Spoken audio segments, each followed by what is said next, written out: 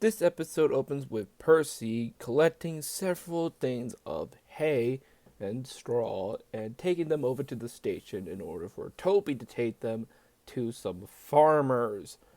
But Thomas yells at Percy for being late, but Percy's excuse is that the hay is very heavy and slows him down. "I'm green caterpillar with red stripes," continued Thomas firmly. God damn, Thomas, why you gotta be such a fucking asshole? Percy then delivers a bunch of straw over to the docks, but some idiot worker dropped a load of treacle all over Percy. Several of the workmen try to get the treacle off of him as best as they can, but Percy still remained very sticky after the whole situation. Percy then heads back over to the station, but the rough wind is getting straw all on the tracks, making it hard for Percy to get by. Not to mention the fact that several pieces of straws are sticking to him. We cut back over to the station where Thomas is impatiently waiting for Percy to get by, and then several different passengers at the station are laughing at Percy as he walks by with huge clumps of straw on top of him. Percy then heads back to the sheds, but then his driver shows him what he actually looks like, and then he figures out why everyone was laughing at him. And so the driver tries to get all that straw off of Percy, and then Toby and Thomas laugh at him. Such good fucking friends! And just like last season, this season's final episode is a Christmas special. So Topham Hatt orders Thomas to get a big Christmas tree for tonight's Christmas event and carolings. Thomas gets the tree, but he ends up crashing into a giant pit of snow, and more snow ends up falling on top of him. So Topham Hatt realizes that Thomas is late, so he sends Donald and Douglas out to go find him. Donald and Douglas see that Thomas is trapped within the snow, and so Donald, Douglas, and a bunch of other workmen, including Thomas's driver and fireman, dig Thomas and, more importantly, the giant Christmas tree out of the snow. The three of them head back to Knapford Station, where they all have a giant Christmas light party featuring all of the engines that we met throughout the past 2 seasons, and even Santa Claus shows up. Wow, this is the perfect video to release only 4 days before October starts. Merry Christmas? Okay, but in all seriousness, my thoughts on these episodes is that Woolly Bear, I did not like at all. Mainly the fact that Thomas is just such a fucking dick in this episode, and everyone else is mean to Percy for absolutely no reason. The Christmas episode, on the other hand, I thought was perfectly fine. A typical rescue type story, and it's nice and cute. And with that, we have finished Thomas and Friends Season 2. Which means it's time I start to introduce a brand new segment. Ladies and gentlemen and others, welcome to the Train Count.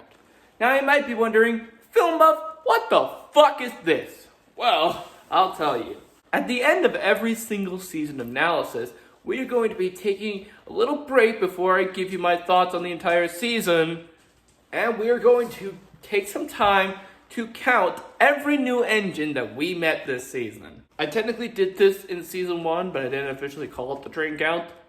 So I'm going to go ahead and count Season 1 engines right now. As I mentioned, at the start of Season 1, we only know 5 engines in the show. That being Thomas, Gordon, James, Henry, and Edward. Making the total count for the beginning of Season 1 as 5 engines. And later on in the season, we would meet Percy and Toby, bringing us a grand total of engines in Season 1 to 7. Now let's move on to Season 2, because this is very interesting, because this is the part where we basically get introduced to a new engine every other episode. And I'm going to try my best to do it in as close to chronological order as possible. The first new engine that we meet this season is Duck. So, that makes 1 new engine for Season 2, making our grand total 8. Then after that, we would be not properly, but still introduced to the characters of Bill and Ben in the episode Percy Takes a Plunge, making that 10 engines. Then we get introduced to our first diesel engine, who was uncreatively named Diesel in the episode Pop Goes the Diesel. And then a few episodes later, we would get introduced to our next set of twins, Donald and Douglas. And then finally, we would be introduced to 2 more diesel engines, Daisy and Poco, respectively. So for season 1, we met 7 engines, and for season 2, we met 8 engines, bringing the grand total of engines in the series so far as 15 engines. We just did math, bitches. I'm gonna be 100% honest. I expect this number to get into the triple digits by the time we're done with this show and by the time we get to season 24. And for all I know, this could get to the triple digits before we even finish the model series. I doubt that's possible, but it could happen. Wow, 3 transitions in 5 minutes. That is impressive. So that was season 2, and overall, I'd say it was a very well-made season. More of the same from season 1, only this time the lighting is far brighter, and it's very beautiful, I'd say. And we get to see more of the island of Sodor, which I very like. Yes, as we expressed in the train count section, there are more engines, a lot more, but it's not overwhelming yet. We're not at the point in the series where they're basically forgetting that certain engines even exist. And to reiterate some stuff I said in the mid-season analysis, the political aspect of this show is very screwed up. And yes, this train show for children does have some political aspects on how the power works between the trains and the humans and even the diesel engines in this show. Because as the series goes on, we're definitely going to see more and more about how dictatorship-like the diesels can get, and more importantly, how dictatorship Sir Topham Hatt can be sometimes. Because we've already seen how much of a dictator Sir Topham Hatt can be, but just you wait.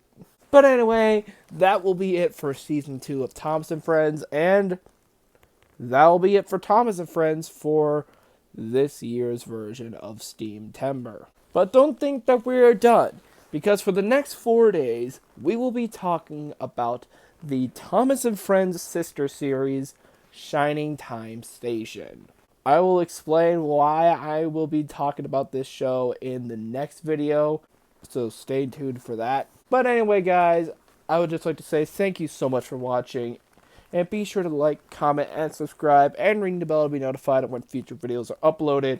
If we get to 300 subscribers by the end of the year, then I will make one giant video reviewing every single SpongeBob video game. So if you want to see that happen, please hit the subscribe button. And thank you guys so much for the amazing reception that I've been getting from SteamTember. It's been absolutely amazing. We will definitely be doing this again next year. But we still have 4 more episodes left to go. So stay tuned tomorrow where we talk about Season 1, Episode 1 of Shining Time Station. But until then, I'll see you later. Bye!